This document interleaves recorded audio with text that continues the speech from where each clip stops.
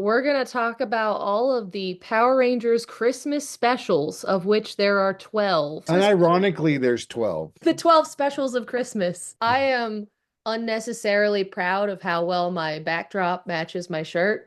I feel so festive right now. For those of us that are now watching this, I had a much better background, but the nightmare to get this started was It only took 20 minutes. It wasn't that bad. Not all specials are created equal. no.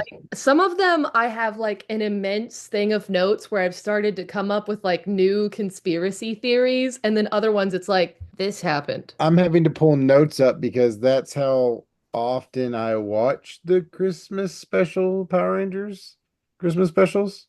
I watched them all day before yesterday. It was really fun. I've been working on a toy review where, spoiler alert, I break the arm, but it won't be shown on my video that I broke the arm. So, Why did you tell people here? because that way you get the inside know that I So broke the arm. if you're watching this video, you should go watch that video and comment, I know you broke that toy. That way I know they came from here. Last month, I watched all the Halloween specials and made a video about it. Disney doesn't care about Halloween episodes at all. It's very much a Haim Saban thing because it's only in the Saban era and the Neo Saban era, and then like a tiny bit bled over into Hasbro. The ones from the like Saban Zordon era chunk are legit episodes where they've written a plot and refilmed this whole Christmas themed thing. And then the Neo Saban ones are just an excuse to do like flashback episodes. From friends that have been on set, I can tell you it's money. It saves them at least a week's worth of shooting. It also means the actors can actually go home for Christmas, which is nice, but it's mainly money. Yeah, my first instinct was like, oh, they wanted to give everyone time off for Christmas. Then I was like, this is Saban we're talking about. I was talking to my mother about it, and she was like, he probably didn't want to pay people time and a half if they're filming like around the holidays or something. And I was like, yeah, it's probably some sort of like corner cutting cheapo thing. So, hey, my cat just attacked my camera. This is also the same man who was notorious for not getting filming permits and just going like right off the gun, like everybody get out of the van, go shoot the scene, come back in, get into the van before people show up. That is such a bad idea. That's how you don't get all the footage that you need because you get kicked out before you're finished. Well, that's also illegal now. So, Anyway, the first Christmas episode of ever of Power Rangers is Alpha's Magical Christmas from season 2. And yes. let me tell you, that was a journey. Out of the 12 is ranked number 11 by Comic Book Realm.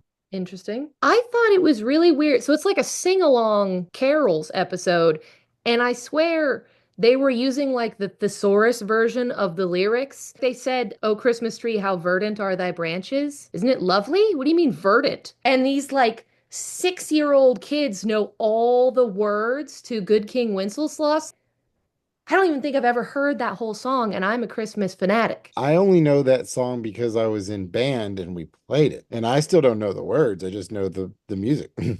Yeah, no, they sang lines to songs I've heard a million times that I've never heard anyone sing. My first note that I have written here is Merry Christmas, Alpha. I kidnapped a bunch of children. Yes, I mean that's the footnotes that I've got here too. The plot is thin and does technically involve Alpha and Zordon kidnapping children from around the world to sing carols. To keep Alpha company. Zordon's like, I got you, bud. You're lonely. I'm gonna kidnap. My favorite part was when he first teleports them in because he's like, I kidnapped 4 children. And I'm like, that's pretty bad. And he's like, no, it's 8 children. And I was like, that's much worse. And then he was like, it's actually 12 children. And I was like, how many kids are you gonna kidnap? When will it stop, On Zordon? Christmas. And then at the end, they're like, we gotta get them back to their parents. It's Christmas Eve. And I'm like, please tell me no one knows that they're missing. Because if you took them and their parents were aware this whole time, they are freaking out. They have called the cops. That led me to develop a theory that all of the children are actually robots. First of all, More robots. More they're not robots. they're not scared at all. They all know who Alpha is and call him by name, which is weird because technically, even people who like the Power Rangers don't know anything about Alpha and Zordon because they're never outside the base and the Rangers don't talk about them. So the fact that the kids are like, oh, hi, Alpha, is weird. They acted like pod people, which really threw me. And I feel like Zordon and Alpha over the last several hundred years hiding in the command center have been like building a secret network of sleeper agent robots disguised as children. And so those are all the like the evil alpha children robots, and they brought them back to share Christmas with them. That's honestly the technology behind the viewing globe. It's just a robo child out there With like scanning. lights coming out of their eyes. Somebody gets the ball on the phone. I have some questions now. It was a really scary episode. I hated all the singing. It was weird and uncomfortable. I feel like that's going to be a trend over the next 11 videos too, if we're honest. It's like a shotgun start. It was very like, oh my God, this is happening. This is what Christmas episodes are. And then I got into the other ones and I was like, these are a little tamer, less like an acid trip. I also thought it was really creepy that they teleported the children in, and then when they left through a doorway that led into a foggy area. And Alpha was like, go to sleep quickly. Forever sleep, children. Into the smoky room you go. Yeah, Um, Santa's in there. so did Alpha and Zordon murder all those children? That's all my notes for that episode. Maybe they're evil robots. Maybe they gassed all of them. I don't know. I'm dreaming of a White Ranger, right? As soon as it started and I saw Tommy's jacket, I was like, this is the kiss episode. And then they strung it out the whole episode. I was like, they're going to kiss as soon as they come in. But then they waited until the very end. One of the few times you're ever going to get that kind of embrace on Power Rangers, guys. No kissing. If you are in love with someone, you can kiss the side of their face or you can hug them.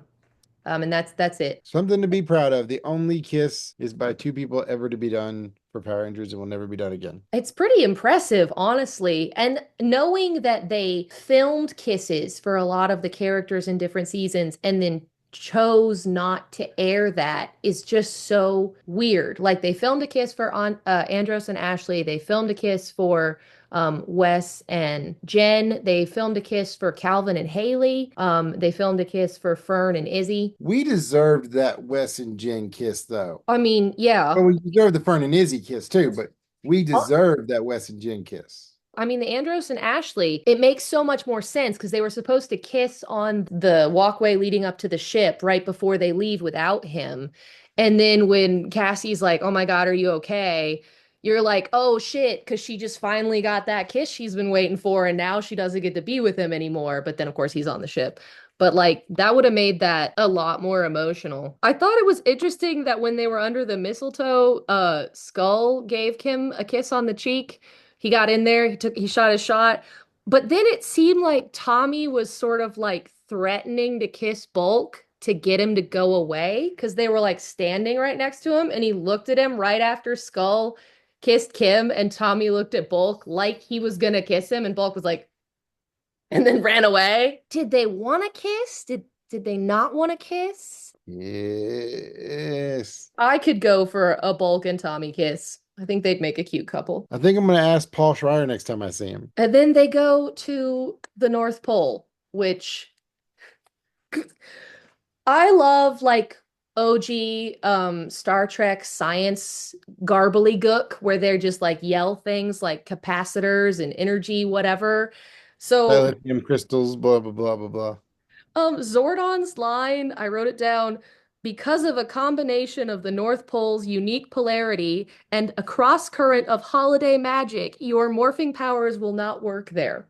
That's some good shit. I listened to it like 3 times. I was like, because of what, Zordon? If it were me, I would, have our techno guy build some kind of shield array to bypass the polarity.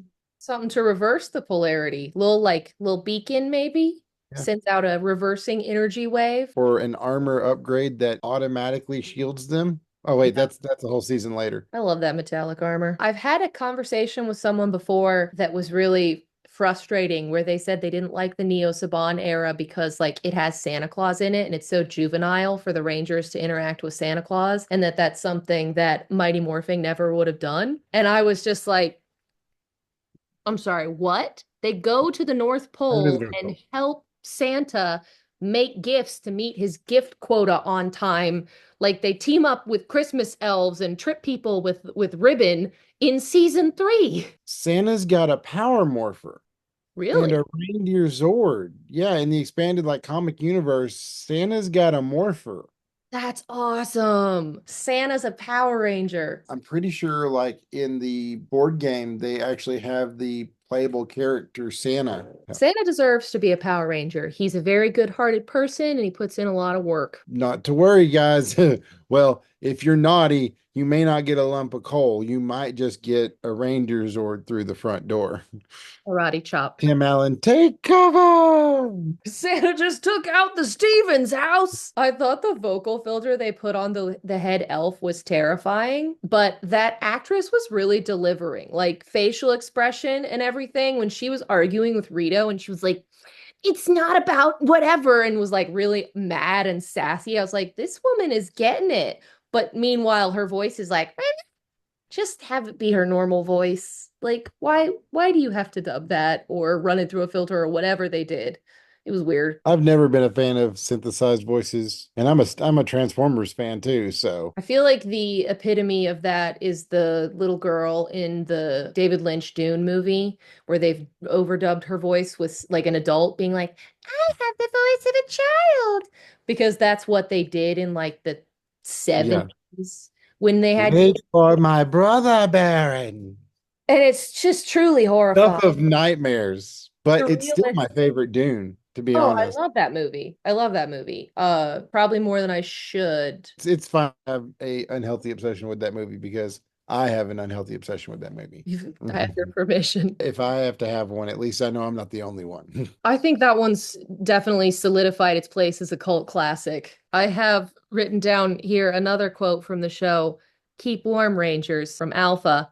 After which I've written, yeah, don't put on coats before you go or anything. He acknowledges that they need to stay warm right before he teleports them to the North Pole and isn't like, here's a coat. They would all die. That is unbearably cold. Since this is season 3, Rocky has a personality. Rocky sucks so hard in season 2 because they just didn't write him anything. He's just in the Yep. background. He might as well be a tree. Aisha says, this is cool. And he's like, cool, it's freezing. And I was like, all right. Rocky's a real character in season 3. I love that for him. Because I've talked to Johnny Young Bosch about this. When those three came in, they literally grabbed the quickest ones they thought would blend with the cast, whether they had any acting credit or not, just got them in there. Johnny was like, well, wait, you want me to do what? Stand here? Okay, when do I fight? All right, cool. Yeah, because there's a martial artist they grabbed basically off the street because they thought he would blend well with everyone else. Yeah, that's what happens when you fire someone on the spot. What about the peace conference? Do you think that's where the idea came from into season 3, though, realistically? Let's do the Alien Ranger art so we don't have to pay our actors so much money and we can just hire some kids. We can just use more Sentai footage and less suit footage. Probably. Because the idea of, oh, look, we can just grab 6 random kids. Well, yeah, and the kids are going to feel blessed that they're on the show, so they're not going to have pay disputes. The other guys had star power at that point, so I could totally see that as like an But idea. we're also filming a movie at the same time concurrently. Yeah, so you'd have to pay them even more because they'd probably be working overtime to do both of them. Oh yeah, no, there was no way they were gonna fly them from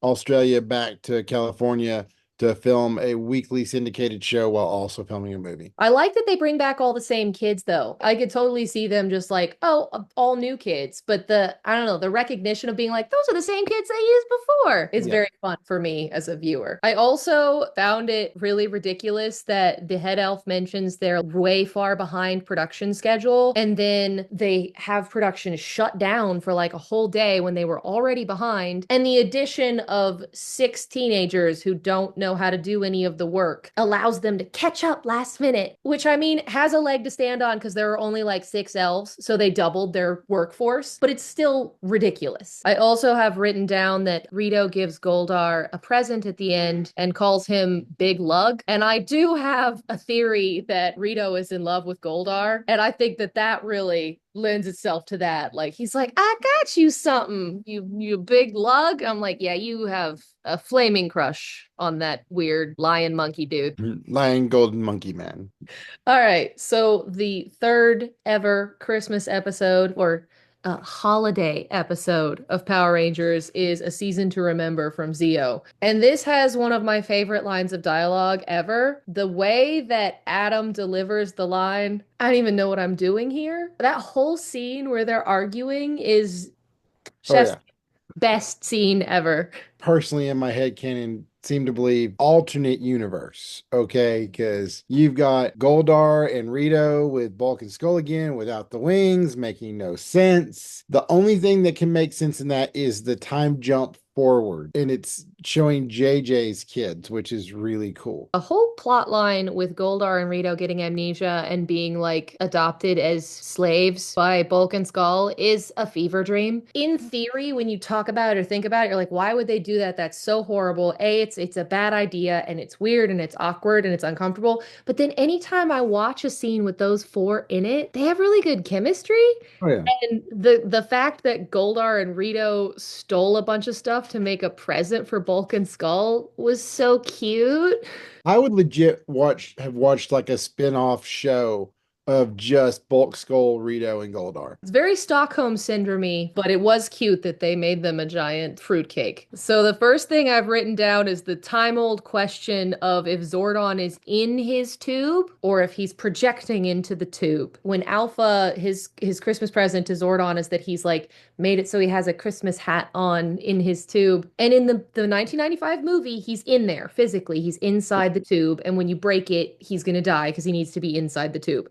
But Yeah. in the show, they imply that he's trapped in a like dimensional vortex somewhere and he's like sending into the tube as though it were a TV screen. He's projecting himself to. But there are inconsistencies there too, because there's like an episode where he is gone and then he like floats back up and Alpha's like, "Where were you?" And he's like, "I was in my office." And you're like, "I'm sorry. What? Is Alpha reprogramming a filter over the projection or like actually sending a Christmas hat to Zordon?" We kind of got it confirmed towards the theory that I was working on at the end of Cosmic Fury that Zordon has existed in like a Schrodinger's cat kind of way inside and not inside the morphing grid at the same time. He's not in the morphing grid, but yet he is in the morphing grid as long as he is observed inside the morphing grid. He's in a pocket dimension of the morphing grid when uh-oh, my brain went Ion. when he went into the morphing grid with Zato, they kind of fell into that little pocket space. It could also be kind of like, since it's a duality of like he is simultaneously outside and inside, that part is like where you put someone who doesn't belong there, which would make sense for Ion to be there because he's not dead. Zato actually,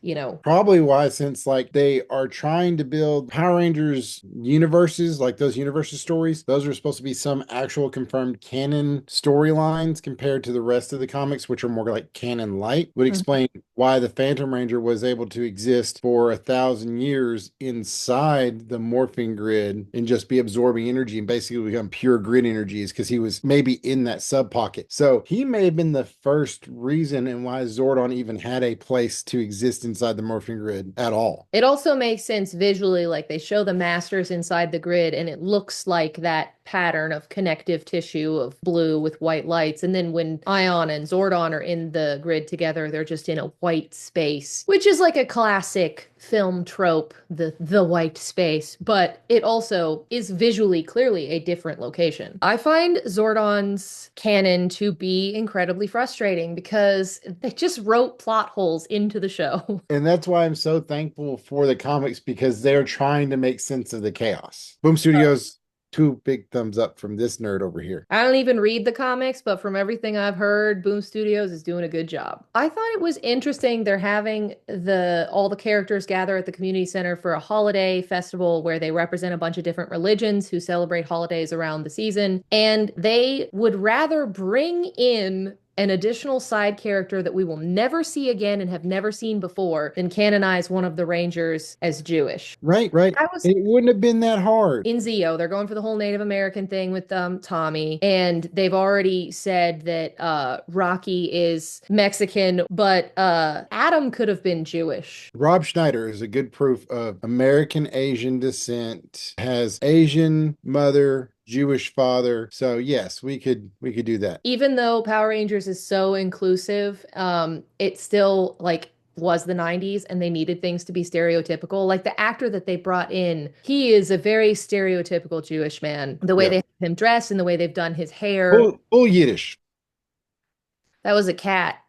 I don't know if that audio registered, but also it's interesting Nakia Brees celebrating Kwanzaa because she was living in Africa, but it brings up the thing that I've always wondered, like, is Nakia Baris's character from Africa or was she just living in Africa? Because they don't really say that she has a family connection to the old woman that's taking care of her. And her parents are archaeologists who have been missing for a while. Like, I rile against the idea that, like, well, she's an African kid because it's so.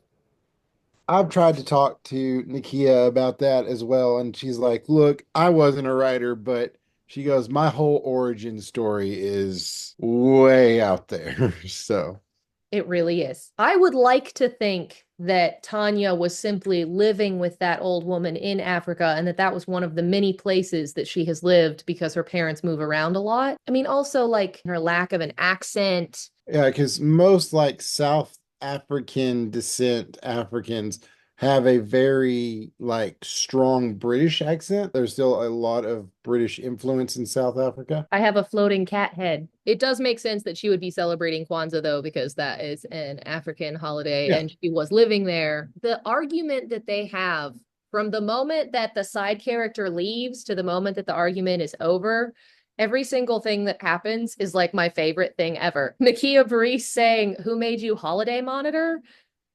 That pun, and they almost kind of gloss over it. Steve Cardenas's performance when he's yelling at her, he's like, "Well, Miss Tanya." And then after she yells at him, he gets like frustrated hands. He like flexes his hands and like leans towards her like he's about to like go off. And Adam steps in front of him and has his little moment of, why am I here? Because they don't celebrate holidays in Korea. He doesn't designate whether he's from North Korea or South Korea, which is weird. And then she says, "Talk to the hand." And he tries to talk to her hand and she gets frustrated and walks away. And Adam's like, "That's what I thought." Oh my God. The whole thing is just absolutely 100% beautiful. Every little line, every little movement, they're all just like, oh, so perfect. I watched it like 7 times. This is the epitome of children's television pre-2000 They because make we more don't have sense. a Christmas episode for a while. Let me get my papers here. Yeah, we got Christmas Together, Friends Forever, and then Stuck on Christmas. So Samurai and Super Samurai each had a holiday episode. First Christmas special since Zio. This episode covers the origins of each of the Rangers and their ascent into being Rangers they are today. Bulk and Spike also receive a side story where Spike wants a motorcycle, but they can't afford it. Mike ends up giving his new bike to them. The idea they had for how to do all the flashbacks was super lazy. It's just Oh, yeah. writes a letter to her sister. So they just have all these cutaways of her being like, "Oh, and this guy does this and da, da, da." The meat in between the flashbacks was Yeah. so sparse. And you didn't even have to physically do any writing. Like, I mean, I've done shots like that. Even if you just type it on a keyboard, you just do kind of like an over the shoulder type shot from behind the computer and giving some depth to that image and have him typing something but not actually see it. 3 or 4 shots over a voiceover of dialogue, and Yeah. you could have made a really nice shot. As someone who has seen a lot of the flashback episodes, and I do think like the flashback episode, my cat is playing with a large ball of paper. I do think the flashback episode like style or formula is really kind of crap, but some of them are good. So it Yeah. depends on like how you do it.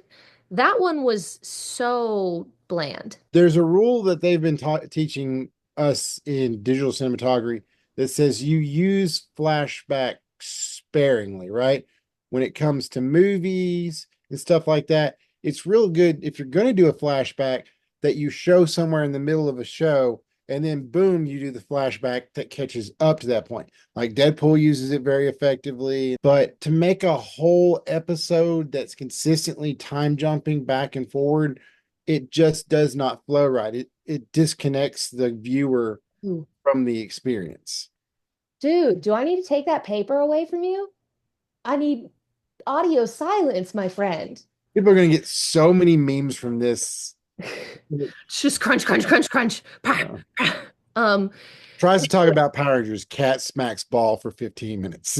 anyway, the Super Samurai Christmas episode, Stuck on Christmas, it Much took better episode, in my opinion. It was, but I have written down it took 6 minutes to get to the plot. They do episodes where they start at a fight and we see 20, 30, 40 seconds of them killing a monster at the beginning of the episode, which pertains to whatever we're about to go into. This one, the fight was literally 6 minutes of absolutely nothing, pointlessness. The only thing it related to was that their Zord was going to break down. Invisible Cat.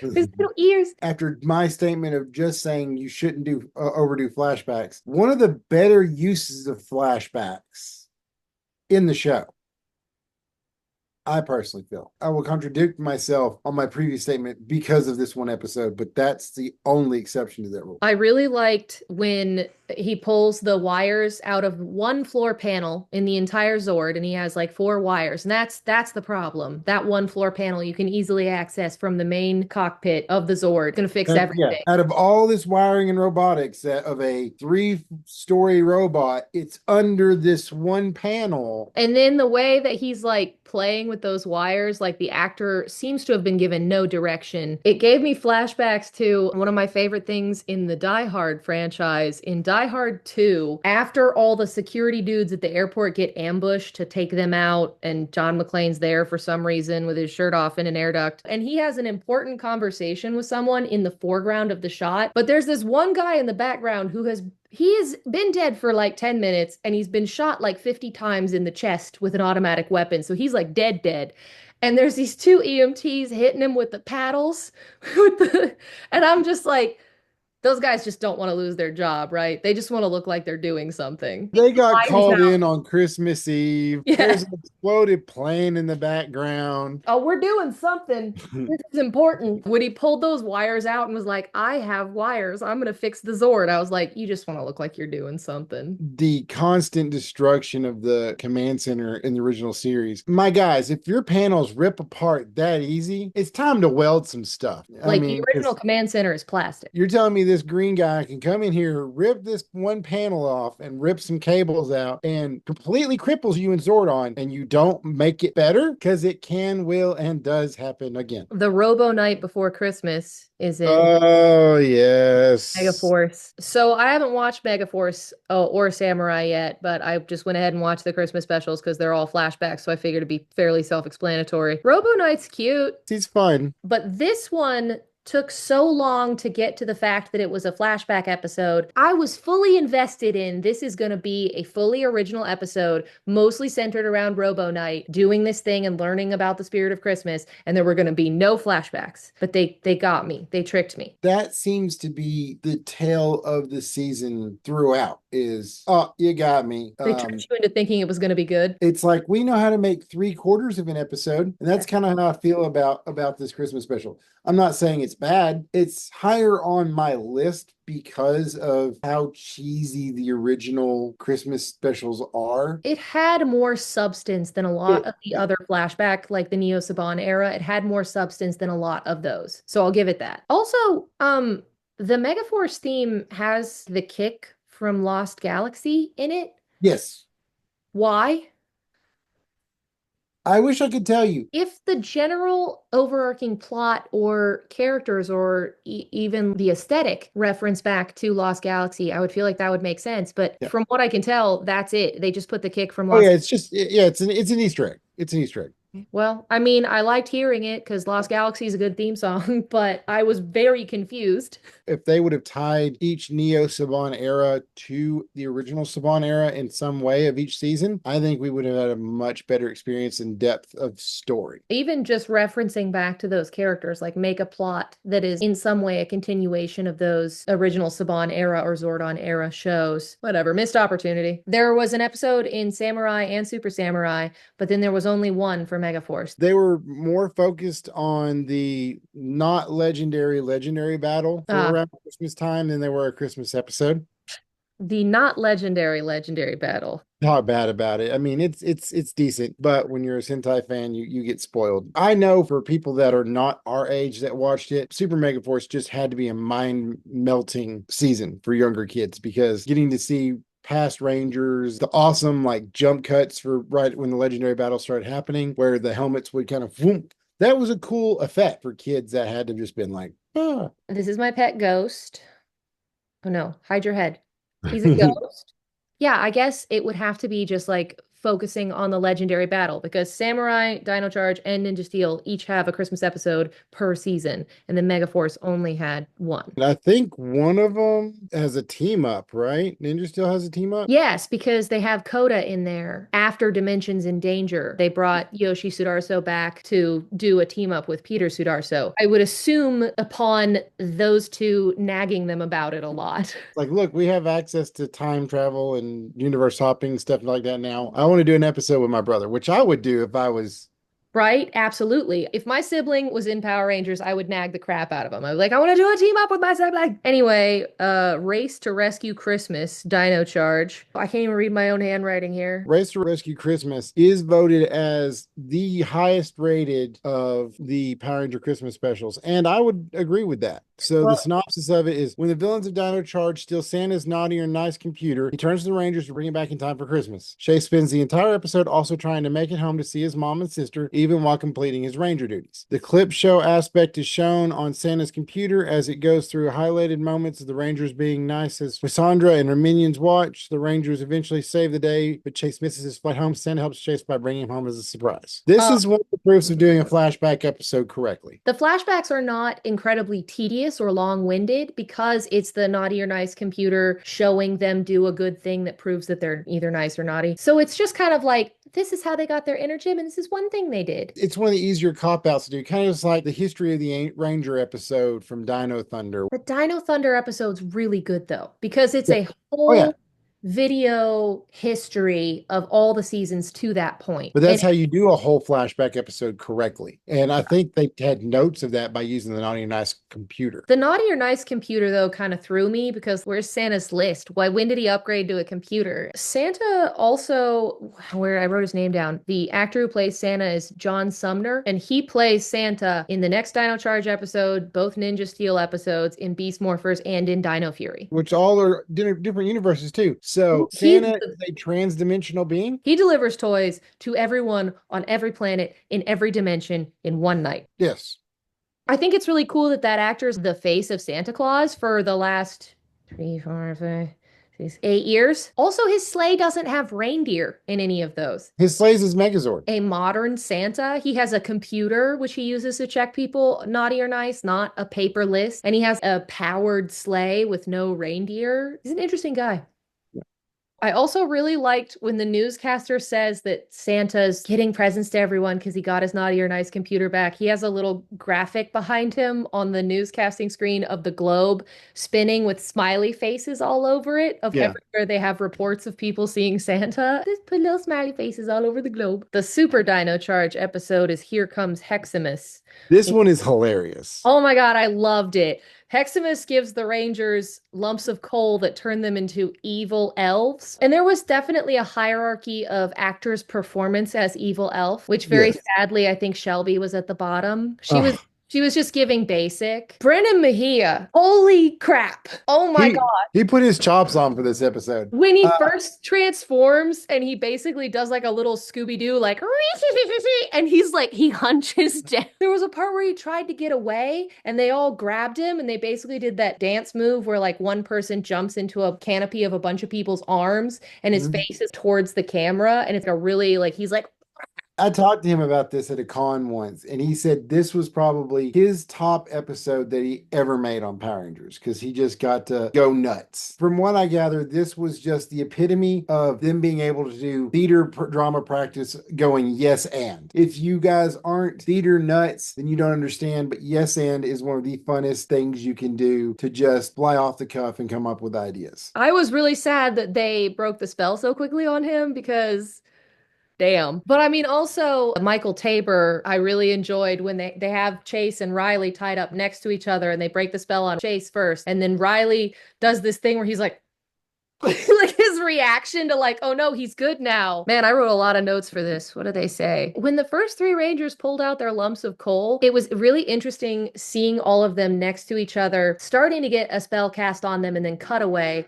because each actor had a different I'm being hypnotized face. You know, the kind of like glazed over one, and then there was the big eyes, and then there was the jaw drops. My precious. Nobody had the whole full body like the Oh, and then we got another science garbly gook moment where Keeper was like, Christmas time's the perfect time for time travel. maybe it's one of those things where everybody's so connected with each other that the veil of the quantum mechanics is thin. Ivan broke the spell on Chase, and Chase's reaction was just like, oh, thank you, Ivan. And then he was like, Ivan. Thought that was cute. I wondered if filming this episode was kind of bittersweet because it's the last thing that they're ever going to do as a Ranger team because it's the end of their second season. Unless they film them out of sequence, which they probably did, but still. That's sometimes true. I appreciate you doing this. I feel like most people wouldn't put up with like a recording for half an hour and then waiting for 10 minutes. Ah, it's fine. I'm having a lot of fun. I get to hang out with one of my best friends and talk about one of our perfect passions, which is Power Rangers. Power Rangers is so wonderful. We should talk about probably our coolest Power Ranger Christmas presents we ever received. I have my favorite one that sits by my desk. We have this giant yard sale that happens every summer. It spans like a week and a half long during the summer. And one of my friends, when I was at the movie theater, went on the yard sale and he found this. Well, Go, he's gone ghost. I can see it though. Oh my God. How tall is that? as tall as my 4-year-old. Is it freestanding? It is freestanding. It is, I've but never even seen that before, like yeah, anything like that before. Oh my God. I'm a floating arm now. Oh, cool. Yeah. Did they make those for all of them or just for the Tiger Ranger? Okay, these were called the mega size. Looks like they did red, white, black, blue, and green. I need that Green Ranger one. So they didn't do pink or yellow. I don't know if I've ever gotten a Power Rangers Christmas present, but I do have my Power Rangers Christmas tree ornaments that I made. It's about to get jolly. A buttery Hanukkah to you for the SPD Green Ranger, who is the only canonically Jewish Power Ranger because they wimped out in that Zeo episode and didn't make anyone Jewish. Green Dino Fury Christmas tree because it's perfect. You flip it upside down, it's a Christmas tree. Then I have Be Merry and Gay. It's a Kwanzaa ornament based off of Tanya because she celebrates Kwanzaa. So I've got the Zeo yellow chest shield as the base for the candles, and then the candle flame are her little Zeo helmets. Don't let Nakia see that. She will steal it. Maybe I should make her one. I mean, Maybe. And I do have to apologize to all the group on why I'm wearing a non-Power Ranger shirt. I ordered a ugly Christmas sweater, Power Ranger sweater, and it still has not arrived. yeah, this is not good quality. As you can see, it has these holes in it here. I super glued them so they won't get worse. A cat literally just touched me. It's like a super thin, kind of crappy material with just a print on it. Can't we thank the world for proper adhesives though? But what happened to the super glue that happened when we were kids that fused your fingers together? Yeah, really? Where you like couldn't get them apart. And it was nerve-wracking because if you were trying to glue something small and your finger was too close to it, you'd be like, okay, well, I might glue this back together, but I might also glue it to my finger, and then it's just a part of my hand. You have a permanent fingerprint on whatever you've glued together because you got it on your finger anyway. I feel like they made super glue safer. Anyway, moving on to Ninja Steel, past, present, and future. So all that happens in that episode is they get frozen and Sarah goes back in time to get all their morphers back because at the end of season 1, they don't have them anymore. And she and Santa go on a time adventure, get the morphers, and then they defeat a monster. So it's incredibly simple, like very rudimentary plot. But I do enjoy her going back in time to get the morphers from each ranger because probably half of the scenes are a scene where I'm like, that would not work because it seems so much like she's a monster working for the bad guy in disguise. Especially the one where she gets her morpher from herself. She is so trusting. She's like, I'm from the future and I need your morpher. And the other her is like, okay, me. I remember watching that episode and it made me laugh and chuckle because I was playing a board game once called Betrayal at the House on the Hill. And in that board game, there is a situation where you can get an item through a mirror. And there's also the same off term where you give an item to yourself through that same mirror. And in the same game, earlier in the game, I gave an item into the mirror that I then got that same item back randomly, like 5 turns later. I do really enjoy when she gets the morphers from Calvin and Haley when they're in the tree and she's just like, you know what, can you guys just give me your morphers? And they're like, okay, because it kind of feels like a representation of how close that Ranger team are and how trusting they are of each other. Also, it does show that that Ranger team might be really gullible and stupid. But I think the last one where she gets the morpher from Brody is the most realistic. They actually put some effort into that one. Like the conversation they have where he's like, well, I don't know who you are, and I need this right now to save my friends, and I don't want to give it to you. And she's like, but I need it to save us in the future, and I'll bring it back. That was a lot more of a real consequences, somber, emotional conversation than the other ones where she's just like, hey, can I have your morpher? There's always one smart one. Wouldn't think it would have been Brody. Totally would have assumed the smart one was Preston. How does she get his? Oh, she steals it from his backpack. So the smart Yeah. one is Preston. He's the only one who doesn't give it to her. I also enjoyed that when the monster freezes all the Rangers, Calvin is frozen in the air, Spidey jumping. Also, Sarah's journal, it has like a graphic design image on the front that says Sarah's journal. Did she make that? Or did she purchase it from Barnes& and Noble and they have a whole line of journals at Barnes& and Noble that are like Ted's journal, Steve's journal, Michaela's journal? Upon closer inspection, she absolutely did make it herself because it literally has a picture of her Zord on it. Which, in my opinion, she's really bad at having a secret identity. Did they have like a time wipe situation in that whole time travel episode either? Or Have a does what? she not remember giving herself her morpher? So Preston had a throwaway line in the most specific sense of the word throwaway, where she comes back and she's like, all of them are back and the time stream is corrected. And he's like, so that must be why we don't remember giving you our morphers. And I was like, so just because the time stream's back to normal, you don't remember a thing that happened? That doesn't make sense. Unless that was like a function of the time machine. After everything's set back to normal, everyone forgets that the alternate never happened. It was very shoddy. Honestly, in comparison to the next Ninja Steel Christmas episode, that one made total sense. Yeah, yeah. What's with Sledge and Poisandra and everyone being alive in the Super Ninja Steel, the Poisy Show? They die, they shoot themselves into the sun in an alternate dimension, first of all, in the end of Super Dino Charge. Then we have Ninja Steel, Super Ninja Steel, so it's 2 years after that in an alternate dimension. And they just kind of roll up. They come, the villains come, and Preston goes and finds Coda in Coda's current timeline after the end of Dino Charge, having gone back to being a caveman. So that's clearly after the end of Dino Charge. However, the villains appear to be before the end of Dino Charge because they're not dead yet, and all of them are in alternate dimension. I'm editing the video and I just figured it out. Even though Coda has already been through the events of the end of Dino Charge and then gone back in time, that's not the Sledge from the end of Dino Charge. That's the Sledge from after Keeper blew up his ship, because Coda is in his universe's past, even though technically he has already been through the events of the future. So that explains why Sledge would know what the Energems are, because he was chasing Keeper in the beginning of the series anyway. And it would explain why Coda is able to be a Power Ranger and remembers who Preston is. However, it does not explain how they got into an alternate dimension. Yes. To steal David Tennant, it's wibbly wobbly, timey wimey stuff.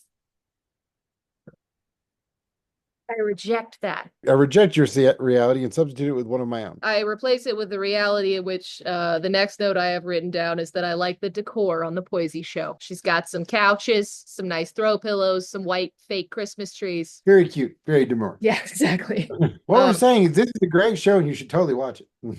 Yeah, I do like it because I like the villains from Dino Charge. I like seeing Poisandra interact with the Ninja Steel Rangers.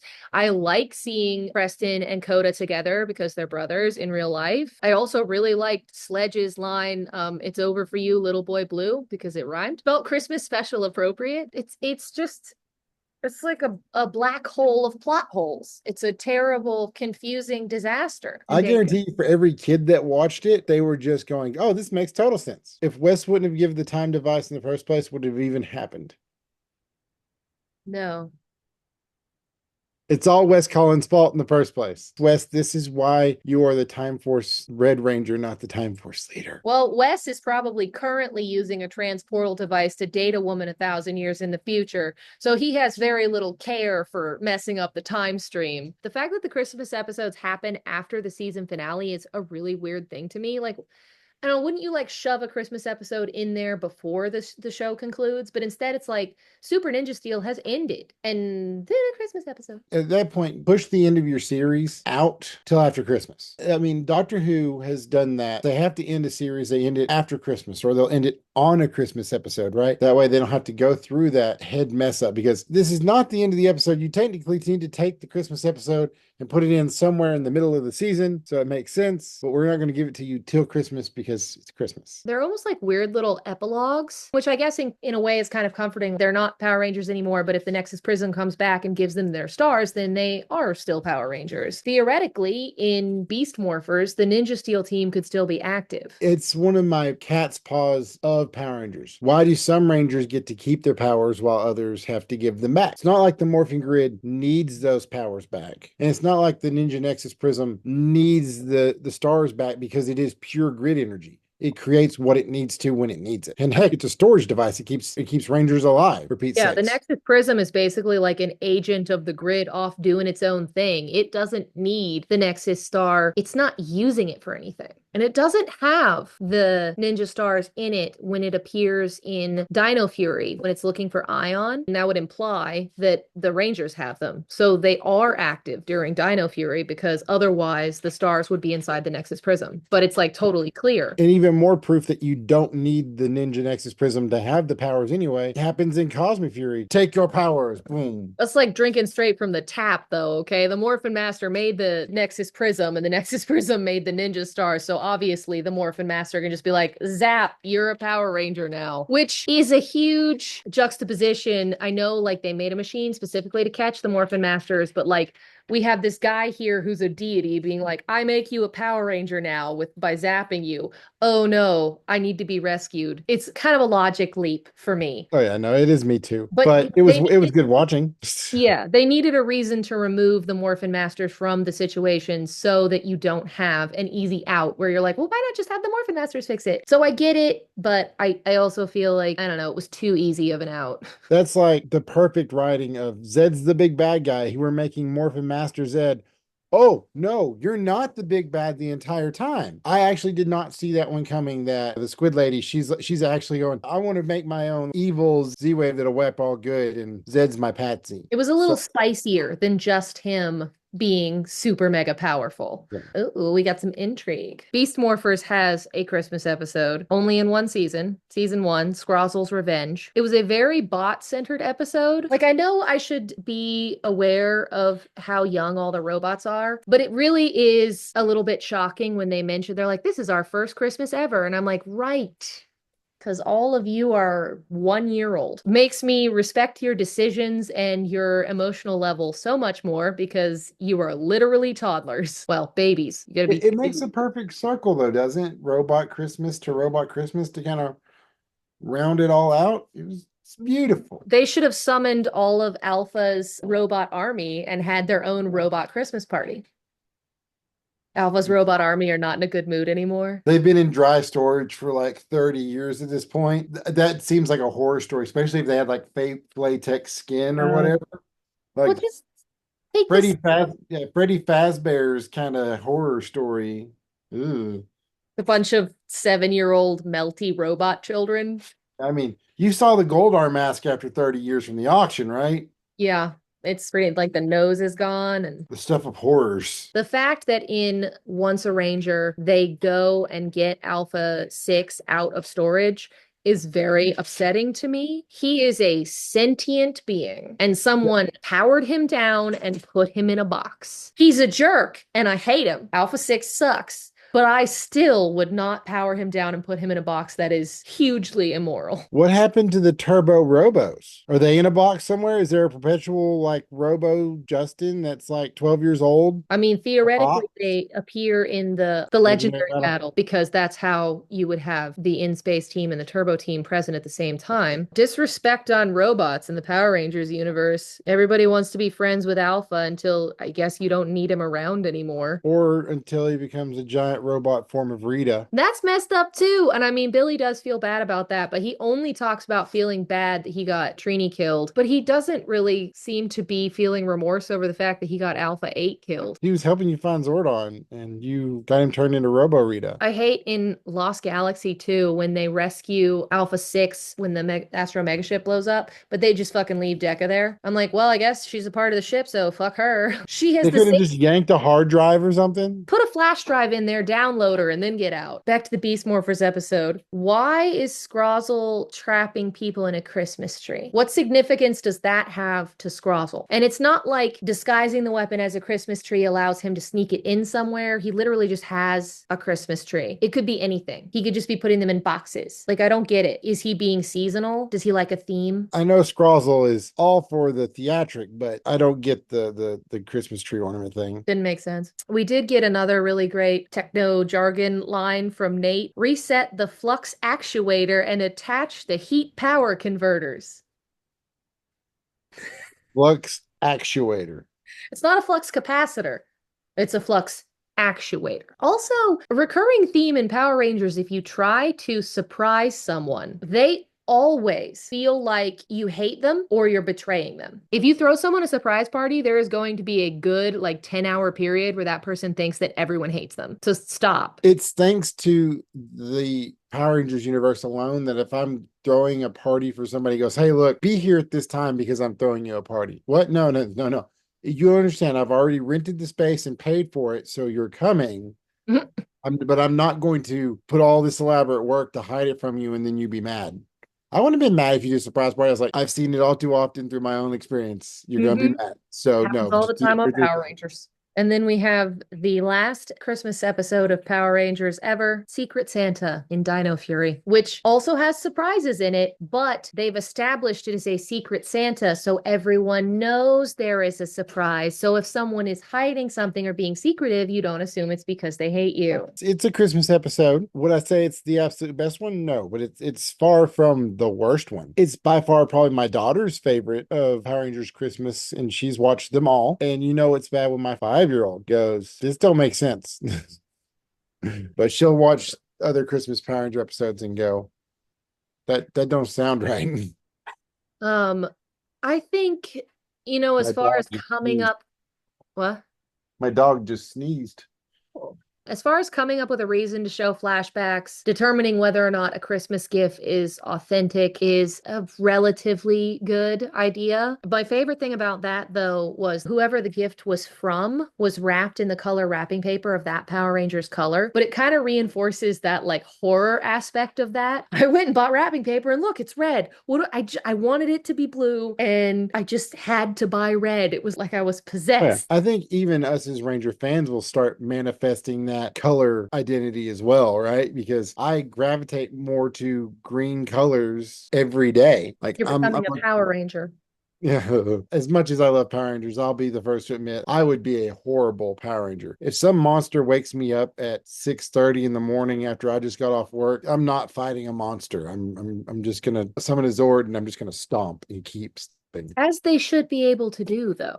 The whole don't escalate rule is annoying. I haven't even had coffee and I've had 3 hours sleep. I would kick in Rita's front door going, you couldn't wait till lunchtime? Izzy said something in this episode that really struck me when they're talking about someone stealing something from Santa. Izzy said, you were voted the nicest man 10 years running. So, what did Santa do 11 years ago that made him not win nicest man? Let's see, 10 years beforehand, what Power Ranger season would that have been? So, this was 2022. So Like it would have been 2000, 2012? 2012, which would be Samurai Season 2, Super Samurai? What was the Super Samurai episode? Stuck on Christmas. He didn't rescue them from their Zord. Was Santa in that episode at all? I don't think so. Maybe Bulk was voted nicest man. Seems like Santa would have had to have done something wrong. Because how would someone beat Santa for nicest man unless he fucked up? Maybe he was the nicest man, but the person who made the list was biased because they didn't get what they wanted for Christmas. They got coal, so they cheated. I love the theory that Santa's Magic Sketchbook is Mora's book from SPD, but it doesn't look at all like it. at all. And it would be really awesome if he like pulled it out and it's like this evil. Hers is like black, but he says like my elves made me this new technology. Maybe Mora stole one of those from Santa and, made her own cover for it in the future, Which is 2025. why I'm very sad that we're not getting like Cure Major into the United States, because they could have easily tied that into SPD. The main character in the Super Sentai is all about drawing and stuff like that. So being able to have that sketchbook come into play for Cure Major, an American version of that, I think would have been awesome plot armor. Totally possible that Grum steals that from Santa in like 2 years and gives it to Mora. But it also seems like Grum keeps Mora around because she specifically interfaces with the book. Like if he could just draw something in that book, he would get rid of her because he finds her Yeah. annoying. So it feels like it's a magic thing that's linked to her, unless she's a Christmas elf. Is Mora a Christmas elf and that's her sketchbook? She's a naughty Christmas elf then, yeah. I guess we have nothing else really than to say Merry Christmas to everybody. Yeah, Merry Christmas to everybody. Go watch a Power Rangers Christmas episode. My recommendation would be the one from Zeo because it's the best one. Yeah, Zio's the one that makes me have the feels. It's all in my feels. But as always, these are always subjective. We need to do more of these, like podcast style. I want to do this every month, like have a different one of my friends and record a Zoom call and pick like a specific topic. So hopefully I would have you on again in the future and we would talk about something different. We can finally put this debate to rest on six Rangers and Ranger allies. We'll just do that ourselves. I don't think we can put that debate to rest. I don't think it's restable. It's debatable. Goodbye. This is Bye, the guys.